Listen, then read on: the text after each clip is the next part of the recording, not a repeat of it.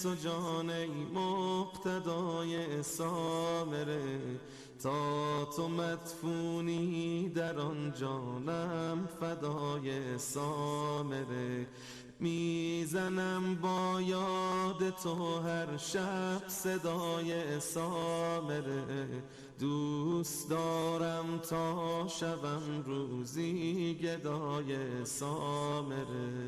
عرض حاجت با تو دارم ای امام عسکری، عرض حاجت با تو دارم ای امام عسکری. سامر روشنگر دل کعبه جان من است، سامر روشنگر دل کعبه جان من است. سامر عطر نسیمش روح ریحان من است. أعوذ بالله من الشيطان الرجيم.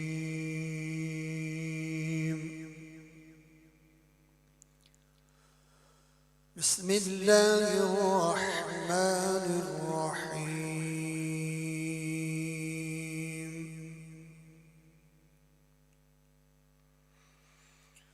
والذين هاجروا في الله من بعد ما ظلموا،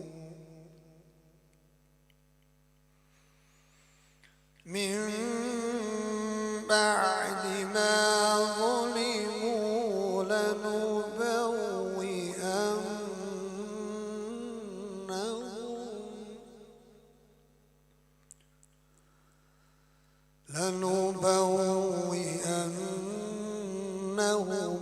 في الدنيا حسنة،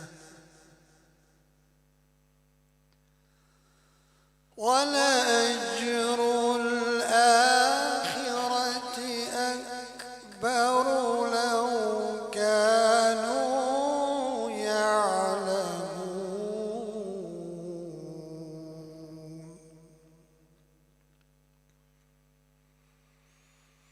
الذين صبروا على ربهم يتوكلون،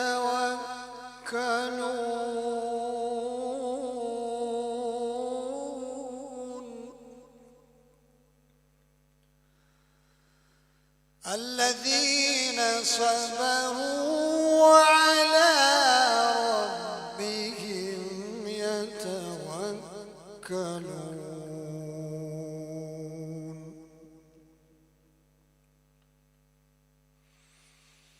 وما أرسلنا من قبلك إلا رجالا نوحي إليهم، وما أرسلنا من قبلك إلا رجالا نوحي إليهم، فاسألوا أهل الذكر إن كنتم لا تعلمون.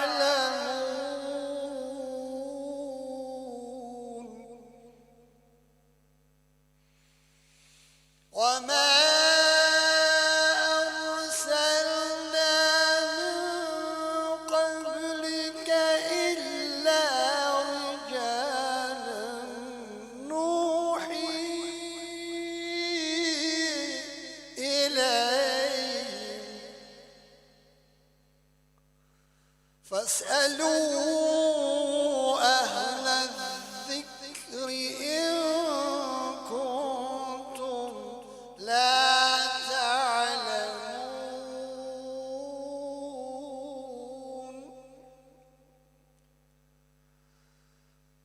فاسألوا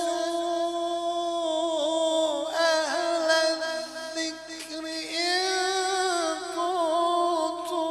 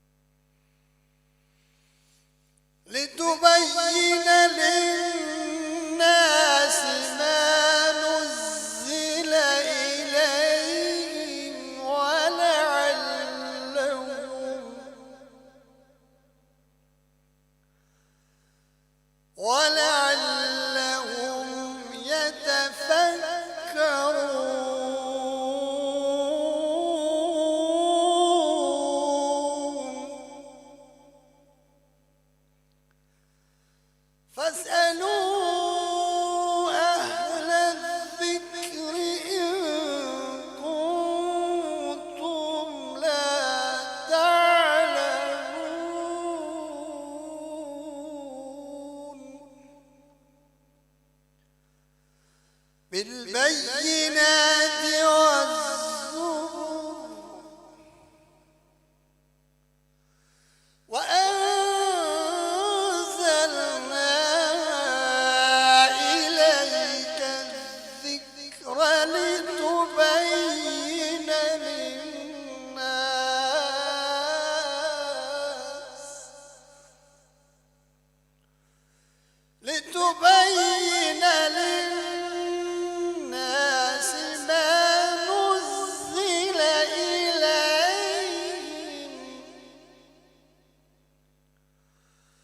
ما نزل إليهم ولعلهم يتفكرون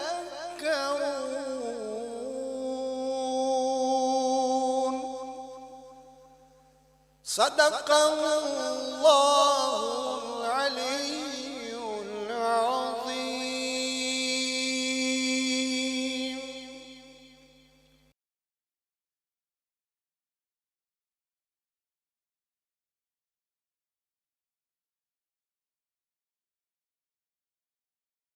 بسم الله الرحمن الرحيم.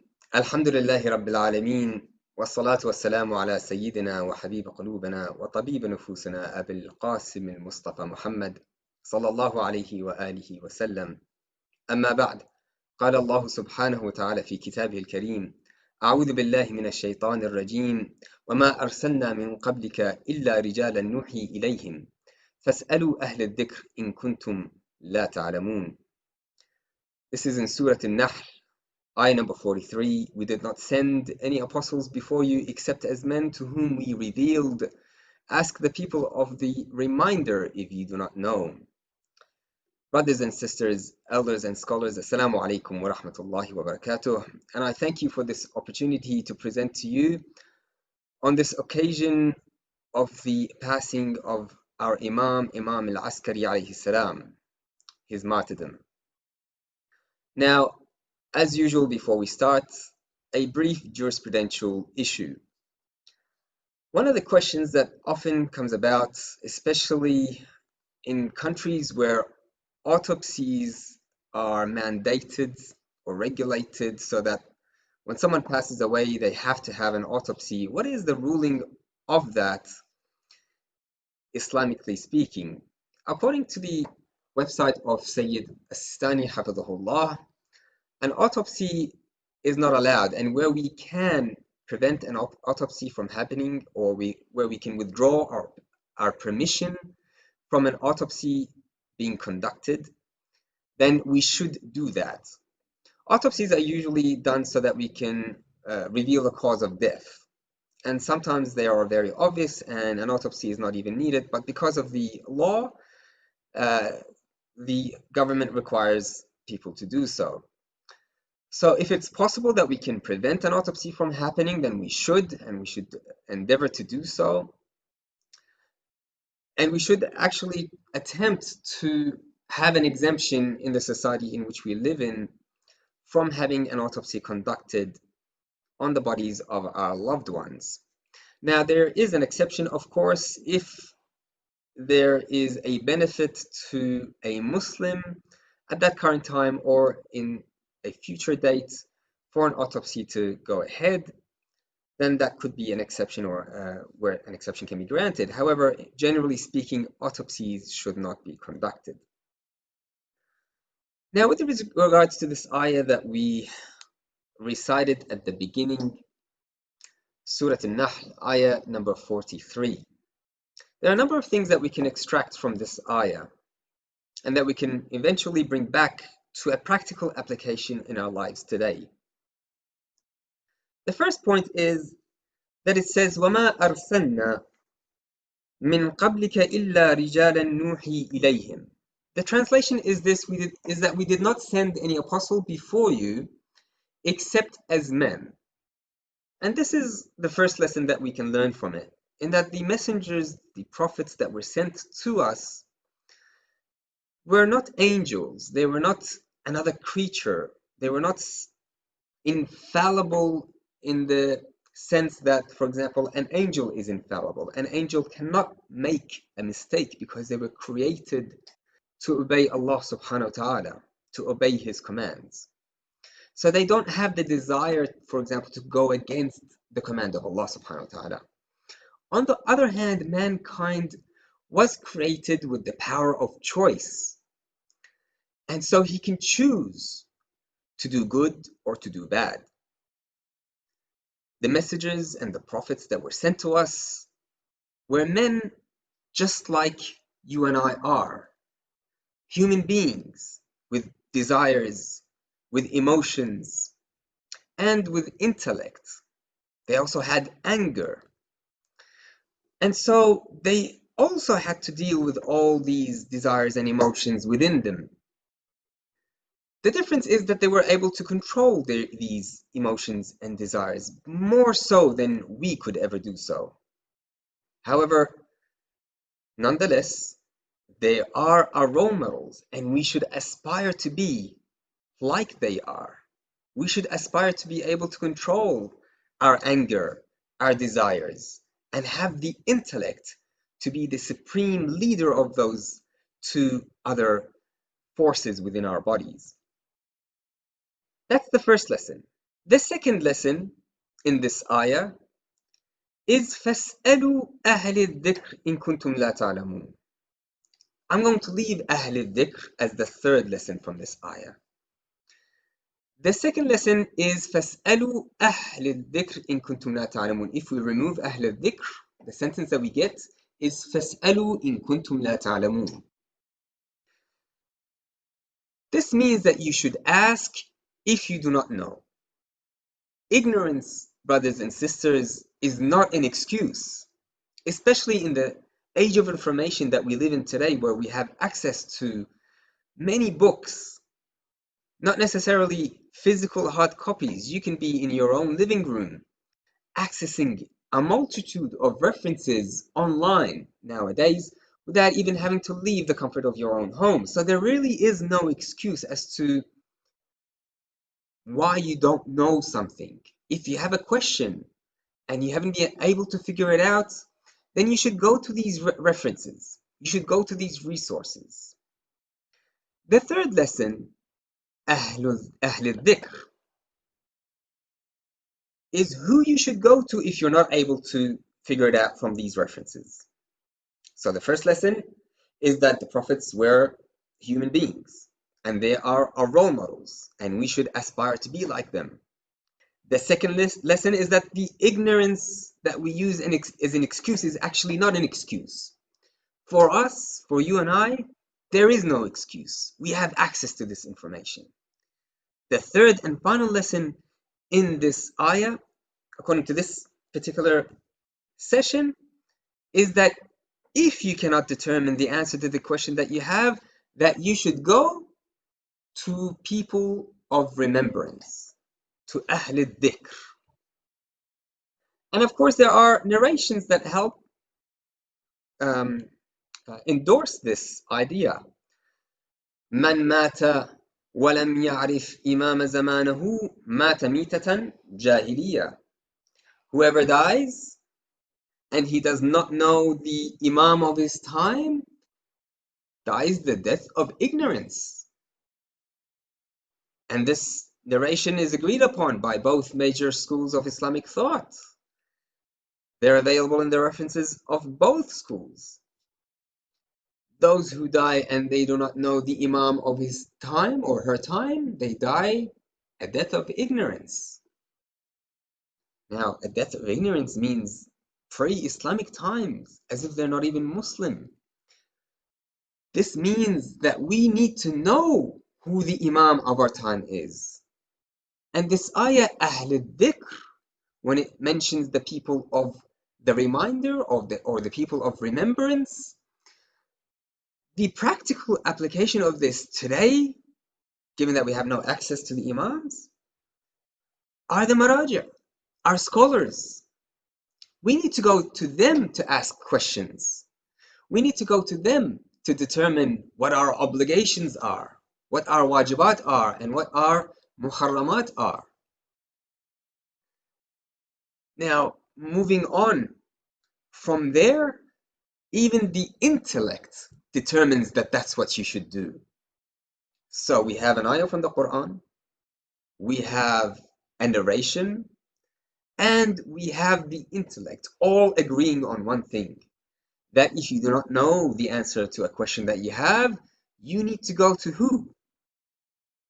Let's give you an example to help us determine a real life scenario as to what we usually do, what most sane people would do. For example, if you were to fall, la samahallah, ill, and you fell sick, and you needed to go to someone for help as to what medication you need to take, or what you need to do in order to feel better. Now, your intellect, if you are sane, aql, doesn't tell you that you should go to an engineer to ask that question, or a lawyer. No, you need to go to an expert in the field of medicine, a doctor. Now, should you have a legal problem, then yes, you would go to a lawyer. Or should you have an engineering problem, yes, you would go to an engineer. But if you have a medical problem, your intellect determines that you need to go to an expert in the field, to a doctor, even to a specialist. Same thing when it comes to your religion. It's not like that we can just open the Holy Quran and read an ayah or two and then determine from there a jurisprudential issue ourselves, or read a narration and then just decide for ourselves that this is haram or that is halal. No, the whole system of traditions and the Holy Quran, they all need to be combined together so that we can deduce a ruling, and that's no easy task. This is something that only an expert has the capability of doing, and these experts are our maraja. Please recite aloud salawat ala Muhammad wa ali Muhammad. wa ali Muhammad. فاسألوا أهل الذكر إن كنتم لا تعلمون. Now, why I'm mentioning this on this occasion is because Imam al-Askari alayhi salam, he was kept away from the Islamic Ummah for much of the time. He was imprisoned. He was kept in Samarra. He was under close supervision. The Islamic Ummah wasn't allowed to see him, perhaps as much as the previous Imams were at the time of Imam Baqir, Imam Sadiq alayhim as-salam, and so on. He was under strict supervision, and this allowed the proliferation of fallacies within the Islamic Ummah. And yet the Imam kept on performing his obligations.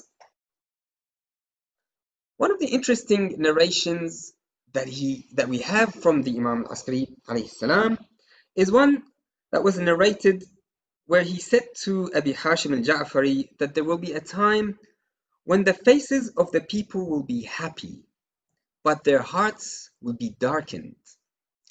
So they may be living a comfortable life, but their hearts are not enlightened with the faith, with the real Islam.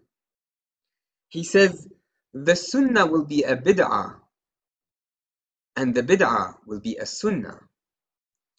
And unfortunately, in this current day and age, we have that. We see that traditions and cultures have taken over some of our Islamic values, and they've become as if it is the sunnah of the Prophet ﷺ or the sunnah of the Imams, but they are nothing more than traditions and cultures.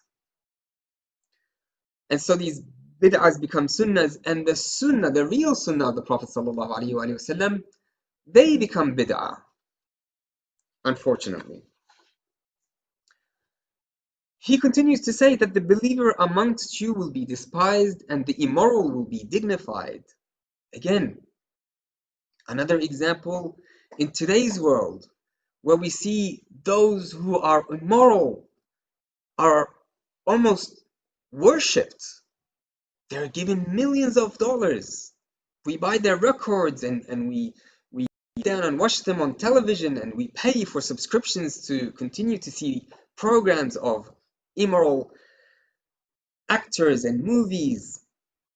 And yet when we see a believer, we mock them. They are despised. They are sent to a dark corner of society. He says the leaders are ignorant and the scholars will be in dark corners. The rich will rob the poor and the young will go ahead of their elders. The young will go ahead of their elders. This is an akhlaqi point that I'd like to point out, in that we should respect our elders, and perhaps this is something that we have forgotten during this modern era, this modern age of information, this age where mankind feels like there is no need for a God anymore. We also forgot how to respect our elders. And when he says the young will go ahead of their elders, perhaps he means in simple things, even like when you're walking with your father, you walk ahead of your father. If we were talking about Islamic etiquettes, we would say that the son or the daughter should always walk behind the mother and the father to take care of them, to ensure that they arrive to their destination safely. Not that when they get old and walk slower than us, we become impatient and walk ahead of them. Every ignorant will be an expert.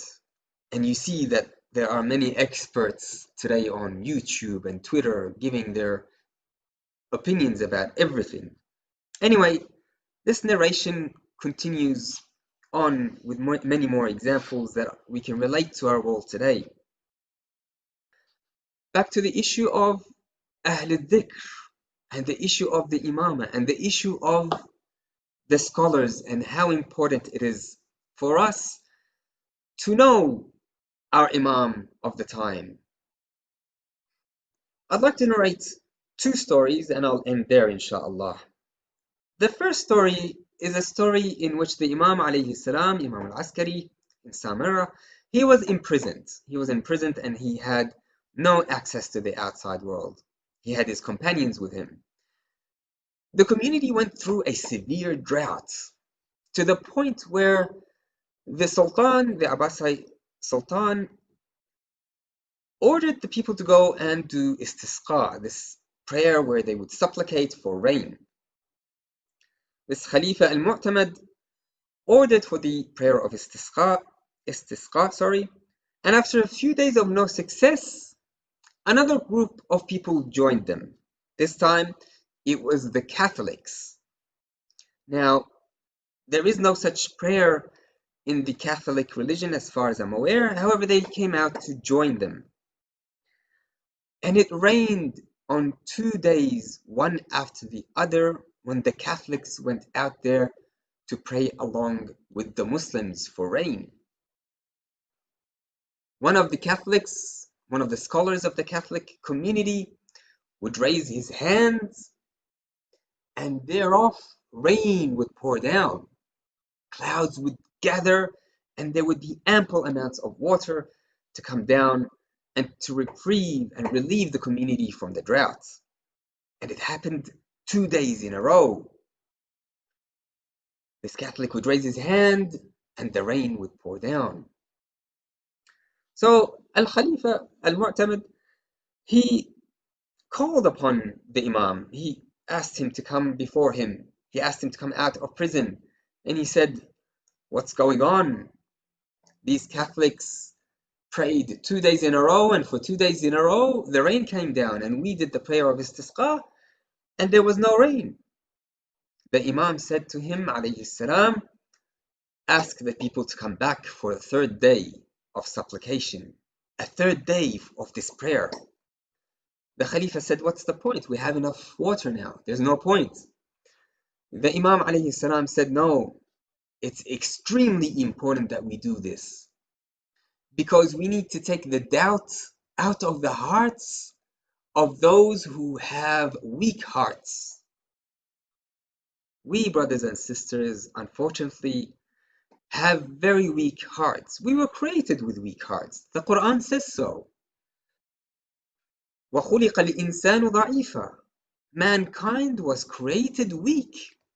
It's normal for doubt to enter our hearts, especially when we don't have enough knowledge and information to fight back these fallacies and sophistries and appearances, especially when we're seeing it in front of our own eyes. These Catholics come out and they pray and rain comes down, whereas we Muslims have this prayer and nothing happened. So on the third day, they go out and they do the same thing, and this Catholic scholar raises his hand and the rain pours down again. The Imam immediately says, go and capture that Catholic, that scholar. So they did, and they took something from his hand. The Imam said, bring me what is in his hand. And so they did. The Imam took it, he wrapped it up, he covered it, and he said, go ahead, pray one more time. And the Catholic tried, and the clouds dispersed, the sun came out, and the rain was no more. The Khalifa said, what's going on? What did he take from his hand? He said, a piece of bone was from in his hand, a bone from one of the prophets, one of the messengers. And when the sky sees these bones, the rain comes down. And so when I concealed it, their prayers had no effect. You see, brothers and sisters, how important it is to know the Imam of our time so that we can deduce the correct answers. Now moving on to the second story, this time a story after the demise of Imam al-Askari alayhi salam. A story where a group of people collected some funds from Qom to deliver to Imam al-Askari alayhi salam. And so as usual, they collected the funds, they put them in sacks, they stamped them and sealed them. Each individual person would seal their own sack of money with their own khatam or seal. And they would carry that to Samarra. And so when they arrived in Samarra, they asked for their Imam of the time, Imam al-Askari alayhi salam, where they were advised that in fact he has passed away. The conversation goes that they asked, okay, so who is in his place? Who is the Imam of our time now? And they immediately replied, the people of the city replied that it is Ja'far, his brother. Now, of course, this is Ja'far al-Kadhab or Ja'far the liar. His brother claimed to be the Imam after the demise of the Imam al-Askari alayhi salam. So they said, okay, where is he now? They said that he is on a boat having a drink with his friend. They immediately knew that this was not of the behavior of a real Imam. And they decided to go back, not giving any of the funds. However, Muhammad bin Ja'far al-Humayri al-Qummi asked them to wait until his return. So Ja'far returns and he says, welcome, what would you like? I'm your Imam. Of course, I'm rephrasing. And the people say, we have some funds to give to the Imam of our time. And Ja'far, he was very happy. Please go ahead, give them to me. And they said, we're sorry, we are responsible for this money. It is in our trust, and we need to make sure that we are giving it to the Imam of the time. And so one of the signs, one of our methods of knowing that this is in fact of the Imam of the time, Imam al-Askari alayhi salam would tell us exactly how much money was in how many sacks and stamped by whom. And even the designs on the stamp, on the khatam, he would be able to tell us what they looked like. So please tell us how much money we have and from whom so that we can hand them over to you. Ja'far immediately says, this is ilmul ghaib, this is knowledge of the unseen. Only Allah subhanahu wa ta'ala has this knowledge. go ahead and give me the money. This is nonsense. Stop saying your nonsense. And the people said, no, no, no. This is a trust that we have. We cannot give it unless we are 100% sure that you are the Imam of our time. So he takes them to the Khalifa al-Mu'tamid again, and he says to them, look what these people are saying. And here the Khalifa, he doesn't really back him up, because he knew deep in his heart that Ja'far is not the right Imam. He's not the real Imam. Anyway, the story goes on, and they decide to take the funds back with them to the people who gave it to them, given that they could not determine who the Imam of the time was. On their way back, a young lad came to them on a horseback, and they said, oh, so-and-so, so he called them by name, please come with me. I will show you who the Imam of your time is, and you can give the funds to them. And they said, who are you?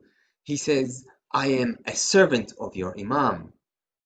And so he leads them back into the city to the house of Imam al-Askari alayhi salam, where they find a young boy, a very young boy sitting on the bed, where they greet him and he greets them. And then he says to them, oh, so-and-so, you have so much funds in this sack and so much in that, and these are the seals that they have on them and the designs that are on them, which they bow down into a sajda to shukr, thanking Allah subhanahu wa ta'ala for knowing the Imam of their time and finding the Imam of their time. Brothers and sisters, the importance of being able to determine who the Imam of your time is very significant indeed. Had they not known the signs of their Imam of their time, they would have given the funds to Ja'far al-Kadhab, Ja'far the liar. But they knew what to look for, and so they refused to hand over the money, and they left the city, yet they were called back. And they saw a young man, a young boy, who had those signs, and there they happily gave the funds to him. How is this practical to us today? Both stories describe to us the importance of knowing the Imam of your time. Brothers and sisters, how much do we know about the Imam of our time, Ajalallahu Farajahu Sharif? Are we ready for his reappearance? Because it appears that we are not indeed ready for his appearance. He is waiting for us to be ready. And when he appears, how will we respond? What are the signs of his return? Do we know what the signs of his reappearance are? Do we know what the definite signs are and what the indefinite signs are? Where are we going to be located? Will we have debts and loans? What's our location? Are we going to be able to travel when he appears, to go to him? And all of these questions come after the major question, the one important question, that when he appears, will we accept him as our Imam? When we see the signs, assuming we even know what the signs are, when the signs are so clear as the sun in the middle of the day, will we then say that the Imam has reappeared? Or will we turn away and pretend not to see because it's an inconvenient time for us? In conclusion, brothers and sisters, when we bring the ayah and the narration and our intellect together, we know that we need to ask people of expertise when it comes to specific items. When it comes to medicine, we need to ask doctors. When it comes to law, we need to ask lawyers. And when it comes to Islam, our spirituality, the jurisprudence, knowing our Imam, we need to ask those who are experts in that field. Brothers and sisters, at least what we need to do is to follow the marja'iyya that we have, to give them the respect that they deserve, because they are the ones that will, inshallah, lead us to the Imam of our time.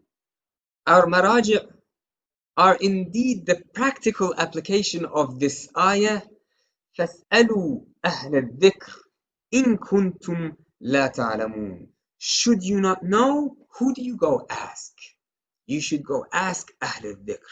Ahl al-Dhikr are clearly the Imams, but we don't have access to the Imams. We can't call them, we can't send them a message, we can't send them an email.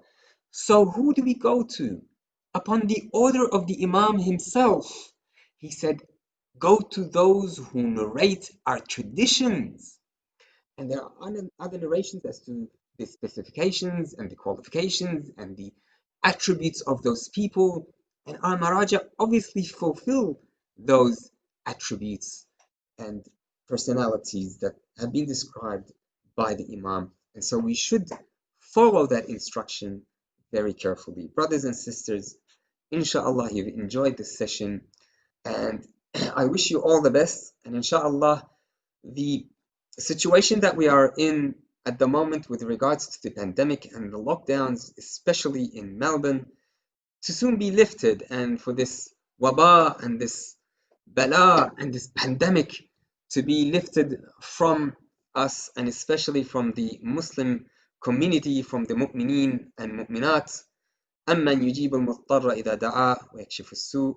السلام عليكم ورحمة الله وبركاته.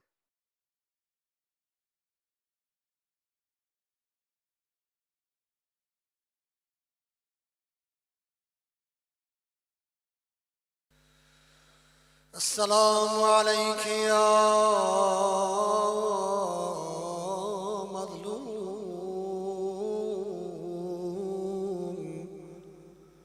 يا حسين. السلام عليك يا أبا عبد الله.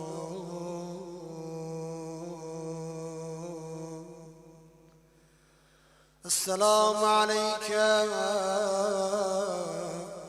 يا ابن أمير المؤمنين. السلام عليك يا ابن سيد الوصيين. السلام عليك يا ابن فاطمة الزهراء سيدة النساء العالمين. السلام عليك يا مولاي يا حسن. السلام عليك جميعا ورحمة الله وبركاته. أي نخل اليوم علوي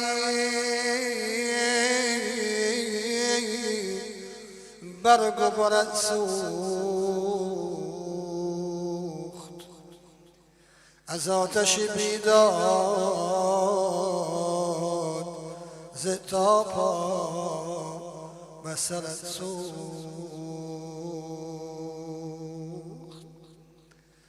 ای یازدهم اختر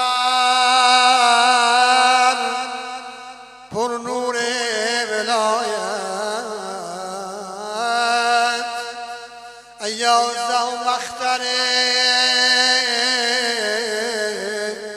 پر نور ولایت. خورشید هجر رخه همچو قمرت سوخت.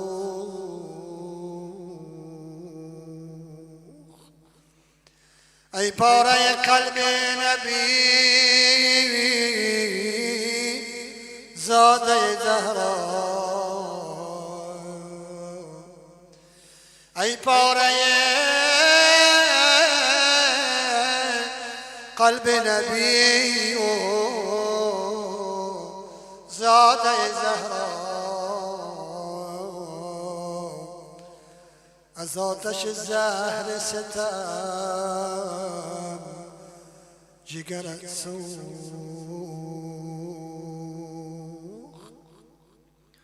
از آتش زهر ستم و کین جگرت سوخت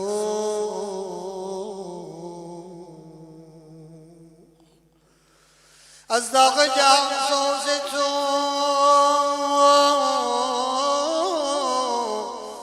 در دشت محبت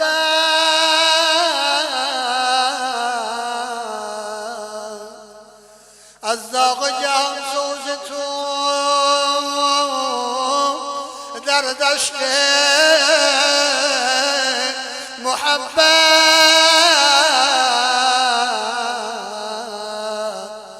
چون لاله سوزان دل مهدی پسرت سوخت چون لاله سوزان دل مهدی پسرت سوخت چون مشعل افروخته در سوگ و عزایت چون مشعل افروخته در سوگ و عزایت ای وای دل مهدی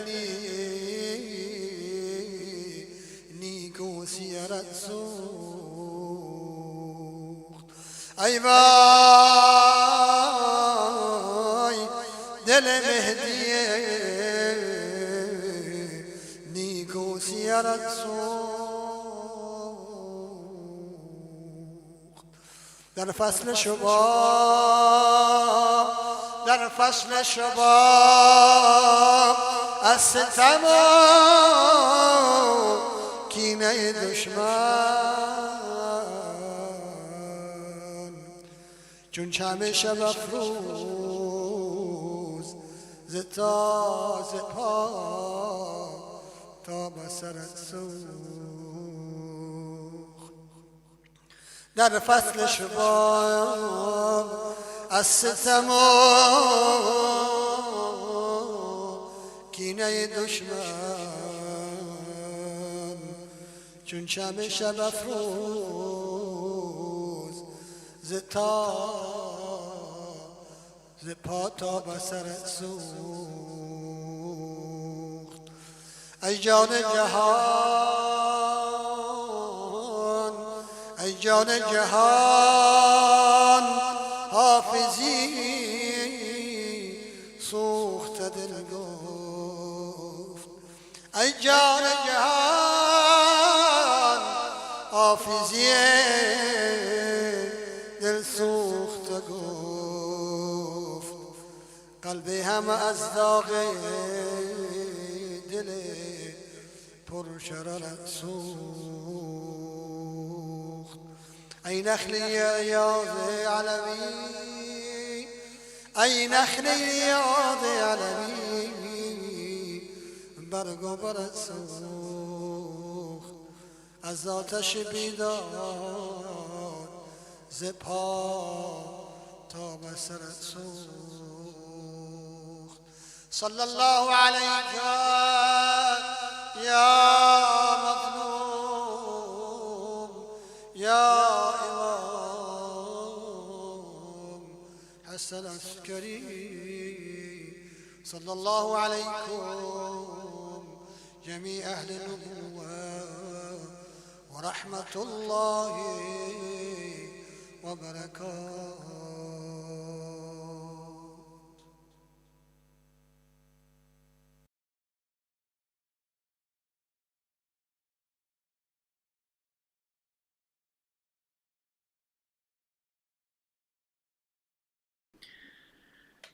لا حول ولا قوة إلا بالله العلي العظيم. أعوذ بالله من الشيطان الرجيم. بسم الله الرحمن الرحيم. الحمد لله والصلاة والسلام على رسول الله وعلى آله آل الله ولعن الدائم على أعدائهم أعداء الله من الآن إلى قيام يوم الله. اما بعد، قال امام حسن al-Askari علیه السلام: اوصیکم بتقوى الله والورع فی دینکم والاجتهاد. شهادت 11مین پیشوا، امام و رهبر مسلمین عالم حضرت امام حسن عسکری علیه السلام را محضر مولایمان و فرزند برومندش حجت ابن الحسن المهدی عجل الله تعالی فرجه الشریف و همه مسلمین، مؤمنین و محبین حضرتش تسلیت عرض می کنم. خداوند متعال را سپاسگزارم و سپاسگزاریم که یک فرصت و مهلت به ما داد و توفیقی که زنده باشیم و در یک مناسبت و شاعر دینی دیگر حاضر شویم و حضور پیدا کنیم، هرچند از این فضای مجازی و از این ارزش‌های دینی و شخصیت‌های دینی مراسم‌هایش را برگزار کنیم به عنوان شاعر الله و باشد که تذکر باشد و آگاهی و تقویه قلبی و جهت گیری که خداوند متعال برای هدایت ما در نظر گرفته است. در ضمن امیدوارم که همه برادران و خواهران مؤمن و محبین اهل بیت، اعضای محترم انجمن جعفریه که در این فضای مجازی ما را می‌بینند، از شر همه بلاها و این ویروس جهانگیر در امان باشند.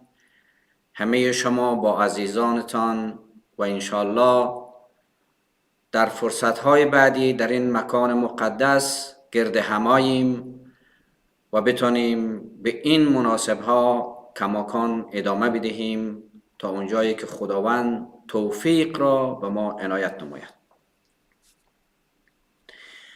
چون فضای مجازی است نمیخواهم طولانی باشد و غیر قابل تحمل به چند نکته که از باب تذکر و تقویه قلوب ما و آگاهی ما در مسیر که روان هستیم از امام 11 خدمت شما سروران عزیز مطالب را به عرض می‌رسانم.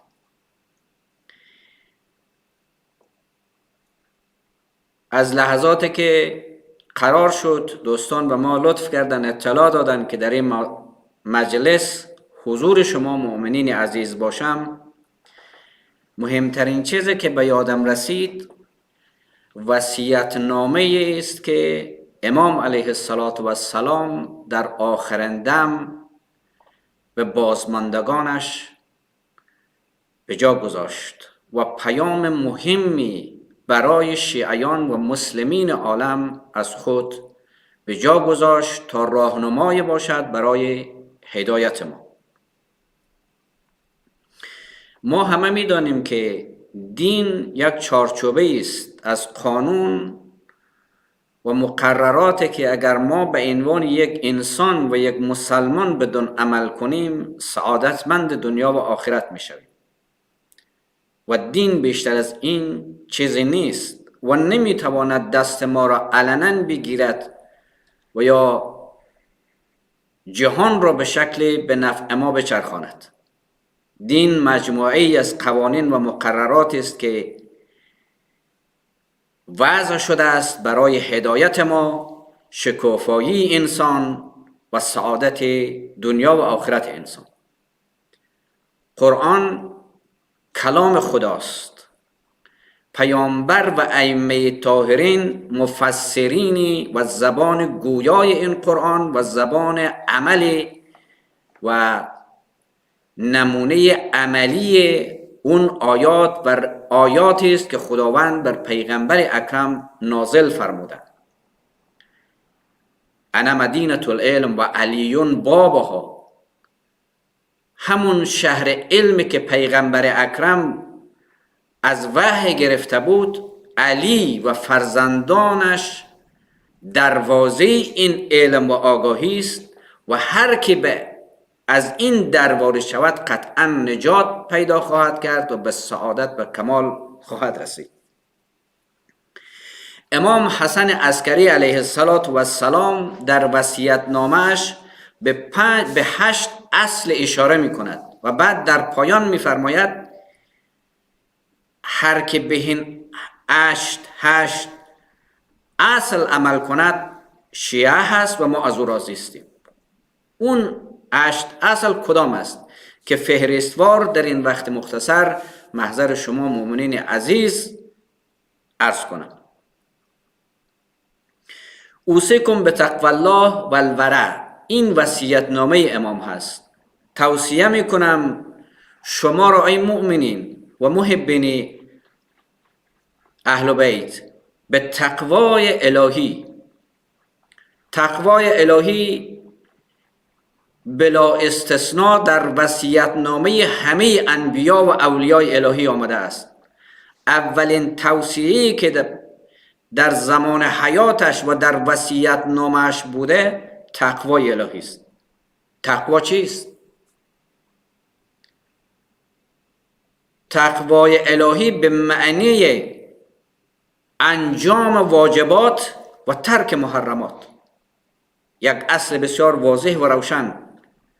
چه چیزی در دین به عنوان وظیفه و تکلیف و رسالت ما به عنوان یک مسلمان و شیعه ذکر شده است باید انجام بدهیم. مثل نماز، اصل دینه، پایه دینه، ستون دینه، نباید ترک شود.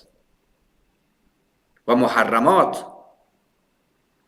از باب نمونه مثلا دروغ گفتن یک از محرمات است که نباید یک مسلمان مؤمن و متقی خدای نخواسته گرفتار اون شود. اگر کسی به این 2 اصل عمل کرد، واجبات رو انجام داد و محرمات رو ترک کرد، میشد متقی. تقوا یعنی این. بعد امام فرمود اوصیکم به تقوی الله و الورع فی دینکم، شما را به تقوای الهی و ورع. این دومین اصل است که امام حسن عسکری علیه السلام اشاره میکند، میگد که ورع پیشه کنید در دینتون. ورع چیست؟ ورع در حقیقت در اصطلاح در روایات و در آیات ذکر شده است به معنی انجام واجبات و مستحبات و ترک محرمات و مکروهات و اموری که مشتبه است. فرق بین تقوا و ورع هم همینه.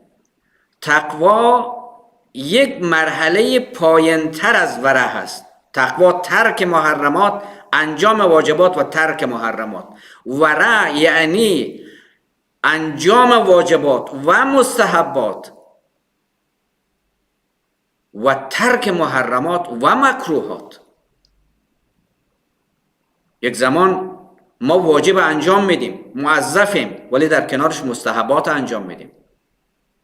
مستحبات مبادا فکر شود منظور از مستحبات نمازهای مستحبی است. نماز مستحب هم جزء مستحبات است، ولی رفتار ما گفتار ما، نیتهای خیر در ما جز مستحبات است به عنوان یک مسلمان و شیعه که باید رعایت کنیم.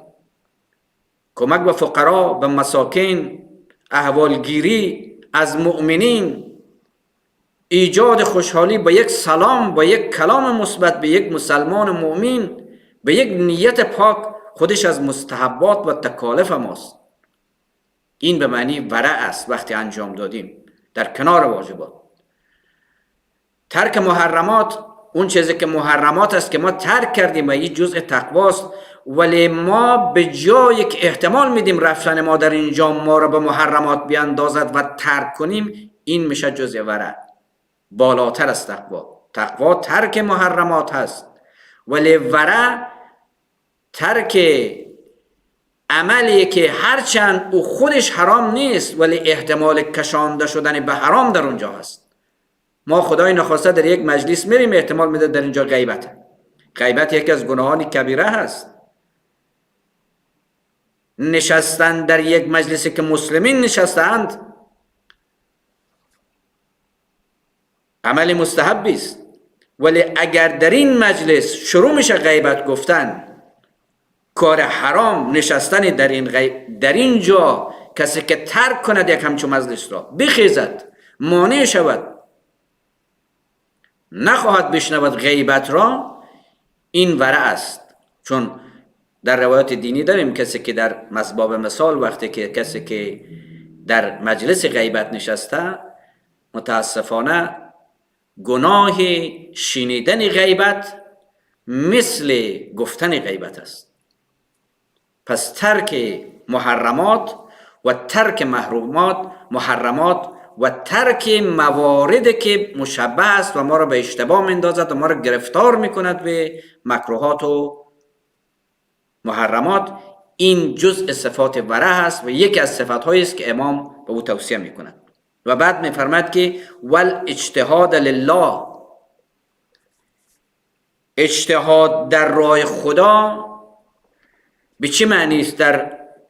در وصیت نامه امام علیه السلام اجتهاد به معنی سخت کوشی است در علم لغت. کسی که به سختی تلاش میکند در یک امری را و یک مسئولیتی را و یک کاری را تا به کمال برساند و موفقیت برساند، این اجتهاد است. اجتهاد به معنای تلاش. ما همین که مراجع دینی من را که در یک سطح بالای دینی دارد به امور دینی میرسیدگی میکند، تحقیق میکند و تلاش سخت را انجام میدهد، ما میگیم مجتهد. یعنی کسی که سخت‌ترین مراحل از به دست آوردن احکام دینی را انجام داده، به یک مرحله رسیده است که میتوند استنباط کند، به زحمت‌های کشیده در راه آموختن علوم دینی، ما میگیم مجتهد. ولی هر شخصی که در این کلام امام منظور اینه، هر شخصی که در راه اهداف دینی تلاش کند، سخت بکوشد، او مجتهده. امام میگه یک انسان شیعه و یک انسان مؤمن و محبین اهل بیت کسی است که دارای اجتهاد و سخت کوشی است در راه حفظ دین، در راه حفظ شعائر الله و اهل بیت و پیامبر گرامی اسلام. یک انسان سخت کوش با هدف است و یک انسان هدفمند در تلاش هایش و سخت کوشی هایش همیشه بشاش، مثبت نگر است، امیدوار است. پس اجتهادی که امام فرمود یعنی یک تلاش سخت کوشانه با امید، با شادی، با امیدواری در راه دین و در راه تحقق اهداف خداوند که به پیغمبر نازل شد و به علی و فرزندانش و ائمه طاهرین منتقل گردید. چهارمین صفتی را که صفت یک شیعه را، صفت یک انسان مؤمن را امام در وصیت نامش تذکر می‌دهد و صدق الحدیث، راستگویی. راست گفتن میگه که واجب نیست، ولی دروغ گفتن حرامه. هر زمانی که یک انسان مؤمن اراده کند سخنی بگوید باید راست باشد، راست بگوید. واجب نیست هر راست را انسان بکشاند مطرح کند، ولی زمانی که اراده کرد باید راست بگوید، چون دروغ گفتن حرامه. دروغ گفتن حرام است و راست گفتن واجب نیست. ولی وقتی که اراده میکند یک انسان مؤمن که کلام را و مطلب را بیان کند باید راست بگوید. اگر راست نگیم چی میشه؟ اعتماد از جامعه اسلامی و انسانی رخت بر میبندد. در یک خانواده اگر پدر یا شوهر خانواده مطالب را به هر دلیل واقعیت را نمیگوید و هیچ مصلحت دینی درش در کار نیست، اگر خانم خانواده، اگر فرزندان خانواده خدای نخواسته در خانواده مبتلا میشد به دروغگویی و این فعل حرام، اولین چیزی را که نابود میکند اعتماد در درون خانواده است. در جامعه عین داستان است. احکام الهی برای غنی شدن و فقیر شدن خداوند نیست، بلکه برای یک زندگی سالم و مثبت و با کمالی که خداوند از انسان خواسته است برای ماست، برای یک فامیل سالمه، برای یک جامعه سالم هست. در جامعه‌ای که دروغ رواج دارد اون جامعه ناسالم است. اعتماد نیست، بزنس ها و تجارت ها شکست میخورد، دولت ها شکست میخورد، فامیل ها در روابط بین خود شکست میخورد، دوست ها و رفاقت ها برباد میشود. لذاست که چهارمین اصل را که امام حسن العسکری علیه السلام در وصیت نامش تذکر میدهد میفرماید و صدق الحدیث، راستگو باشید در زندگیتان. و پنجمین صفت را که امام در وصیت نامش ذکر میکند امانت داری است. و اداء الامانت الی من ائتمنکم من بر او فاجر، امانت دار باشید. فرق نمی کند این امانت از یک آدم نیکو باشد یا از یک فاجر باشد، یک بدکاره باشد. امانت به این تنها به این نیست که ما مالی از کسی امانت گرفته باشیم، شامل این هم میشه. امروز به خصوص در این کشور ما به عنوان یک شیعه، به عنوان یک مسلمان واقعی، وقتی امانت مالی را از یک غیر مسلمان ولو یک انسان بدکاره تحویل میگیریم، موظف هستیم به عنوان تکلیف دینی خود و وصیت امام حسن عسکری علیه السلام که امانتش را سالم بهش برگردانیم. فرق نمی کند فاجر باشد یا انسان نیکوکار باشد، مؤمن باشد. در مال تنها نیست، ما حتی در پخش سریات یک انسان امانت داری است. ما دیدیم یک کسی مشغول گناه بود، خطا بود، دزدی بود. ما حق نداریم به عنوان یک مسلمان آبروی اون شخص سوم رو ببریم یک جای دیگر بیان کنیم او را. فرق نمی کند اون انسان یک انسان مسلمان و مؤمن بوده باشد دچار خطا شده یا یک انسان بدکاره، یک انسان است.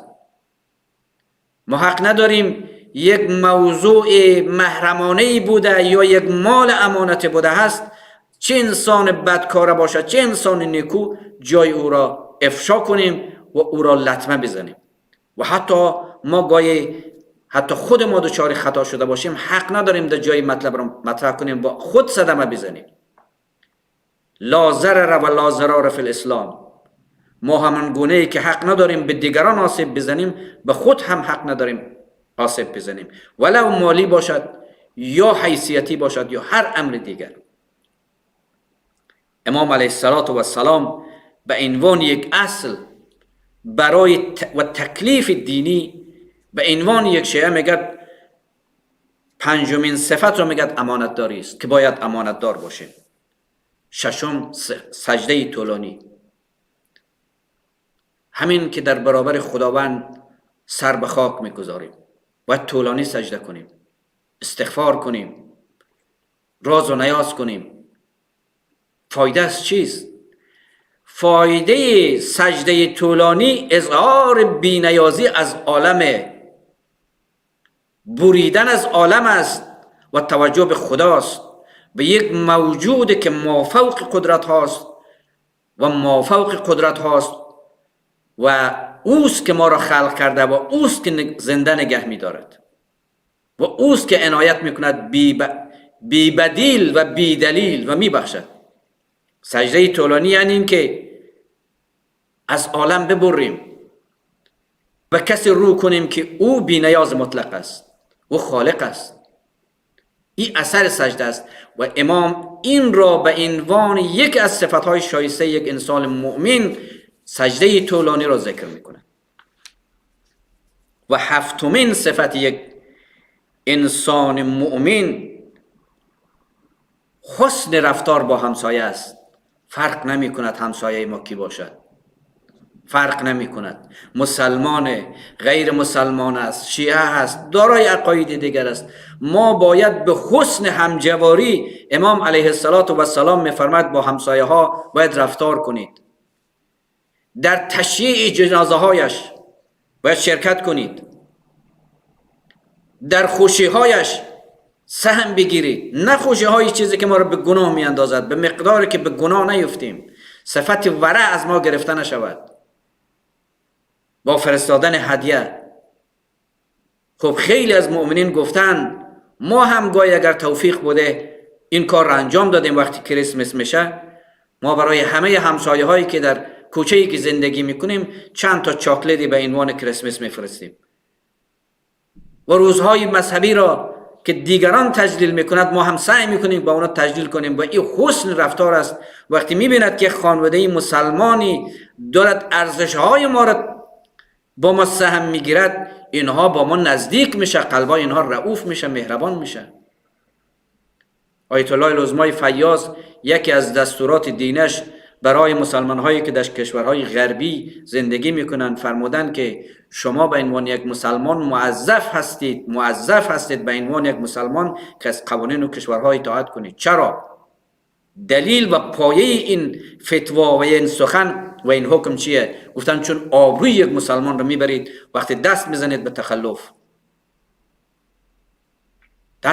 تخلف. ما به عنوان یک مسلمان باید حسن همجواری رعایت کنیم، به عنوان یک تابع و یک شهروند خوب در یک کشور باشیم و یک شهروند خوب، یک همسایه خوب بودن به چیست؟ با حسن نیت، با رفتار سالم باید با همسایگان رفتار نماییم.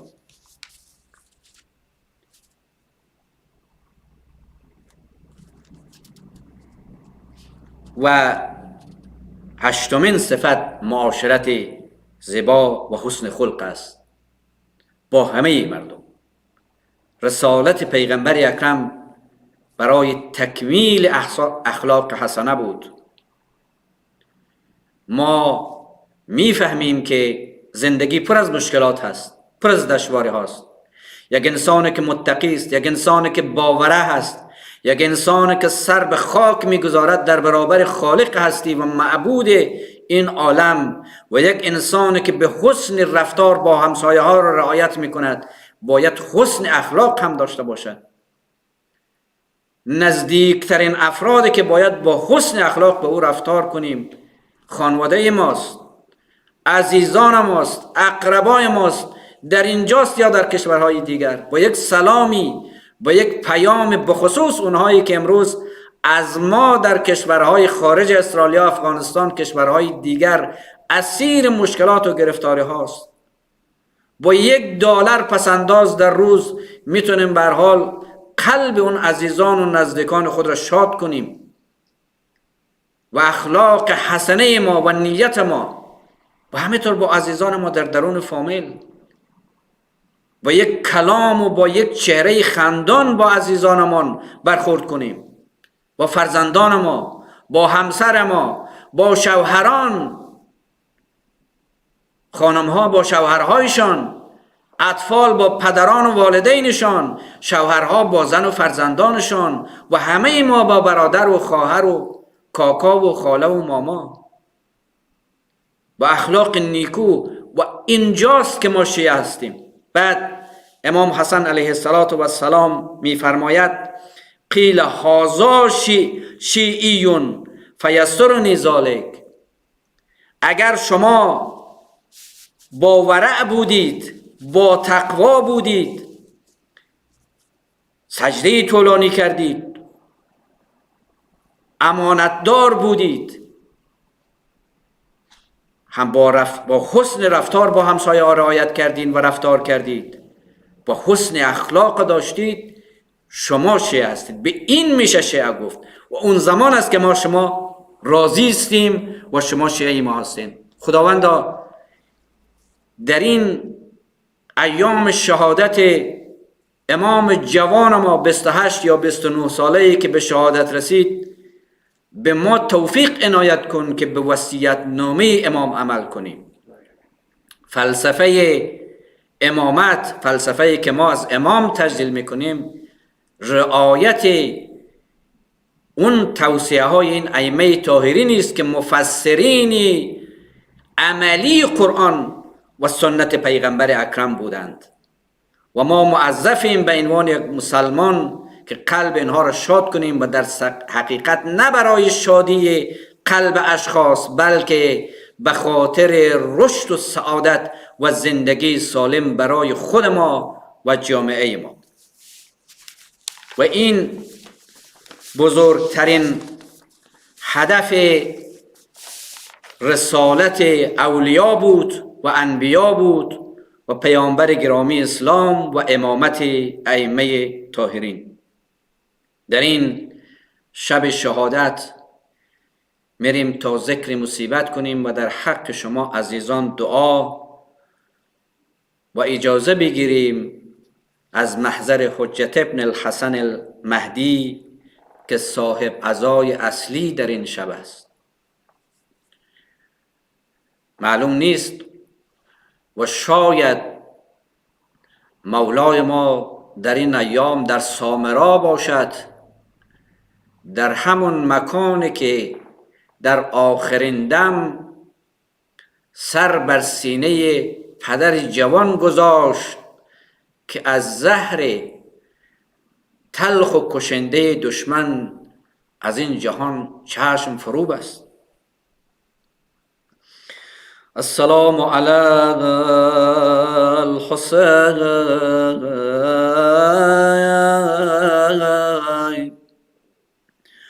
و علی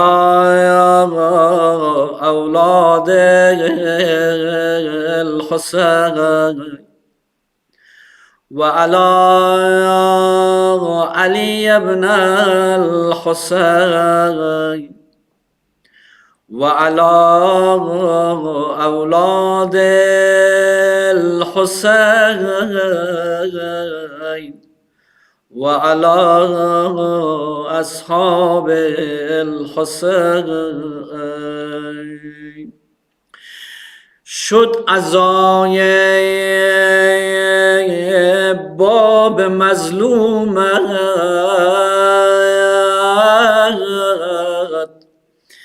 بیا ابن الحسن،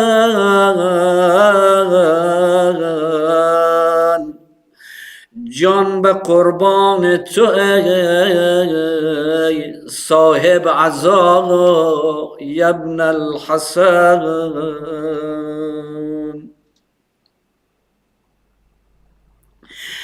عسکری مسموم شد از زهر بیداد و ستم، کز غمش سوز دل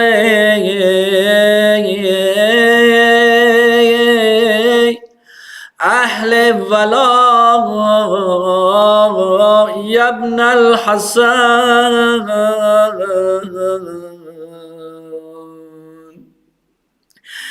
در عزای عسکری آید زنای اهل دل، صد فغان همراه با شور و نوا. ابن الحسن میگن معتمد عباس به امام زهر داد، 6 سال تمام دوران امامتش را امام در حبس و اسارت به سر برد. کسی نمیتوانست به جز عده محدود با امام در تماس باشد. آخر دشمن کینه‌توز همین را هم بر نیاورد، به امام زهر خورانید. دم آخر میگد امام یک همکاری داشت به نام عقید، صدا زد، گفت برو. فرمود برو یک نوجوان کودک و یا نوجوان است درون یک حجره صدا بزن. دم آخر میخوام به اش وصیت کنم، سخن بگویم. عقید میگد من خبر نداشتم، رفتم درون اون حجره، دیدم یک آقای نشسته است درون حجره. صدا زدم شما را امام فرا میخواند. میگد سراسم از جا خیز با من آمد خود را در سینه بابا انداخت. فهمیدم محمد مهدی حجت ابن الحسن است. شروع کردن به ناله کردن، گریه کردن. آخرین لحظات عمر امام بود. امام وصیت هایش را به امام 12 حجت ابن الحسن منتقل کرد و به دو شیعان آمدن پیکر امام و برداشتن، به احترام دفن خاک نمودن. اما بمیرم برای مولای من حسین در کربلا یاور نداشت. خواهرش آمد میخواست برادر را در میدان قتلگاه زیارت کند، درد دل نماید. آمدن با تازیان از پیکر ابی عبدالله جدا نمودن.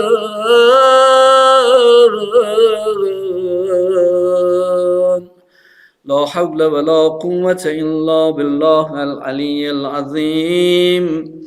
سیعلم الذین ظلموا ای منقلب ینقلبون. پروردگارا تو را به عظمت اسلام و قرآن، مظلومیت امام حسن عسکری علیه السلام، اسلام و مسلمین پیروان اهل بیت طاهرین در سراسر عالم یاره بفرما. تعجیل در ظهور مولای ما حجت ابن الحسن بینداز. چشمهای ناقابل ما را به جمال حضرتش منور بفرما.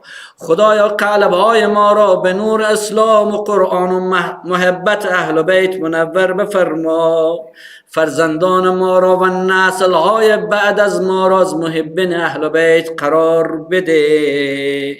پروردگار یا الله جهان بشری و کشور ما اسرائیل را شر بلای کرونا نجات مرحمت بفرما. خدای یا الله خدمتگزاران به اهل بیت، خدمتگزاران به مراکز اسلامی و زنده کنندگان شاعر اسلامی، خادمان مرکز جعفریه بر توفیقاتشان بیفزای. پروردگار یا الله حاجات همه مسلمین و مؤمنین در سراسر عالم برآورده به خیر بفرما. مریض های همه مؤمنین، مریض های منظور شفای عاجل عنایت بفرما. سفر مسافرین مؤمنین خدایا بی خطر بگردان. پروردگارا این ایام را ایام آخر عمر ما قرار مده. خدایا کسانی که در سالهای متمادی در این مرکز و مراکزهای اسلامی بودند، امروز دستشان از این عالم کوتاست، غریق رحمت فرما. ثواب از این مجلس و مجالس به روح همهشان نثار بگردان. اله ارواح جمیع الانبیاء والمرسلین والشهداء والصدیقین اموات الحاضرین. الفاتحه مع الصلوات. اللهم صل علی محمد و آل محمد. بسم الله الرحمن الرحیم. الرحمن الرحیم مالک یوم الدین. ایاک نعبد و ایاک نستعین.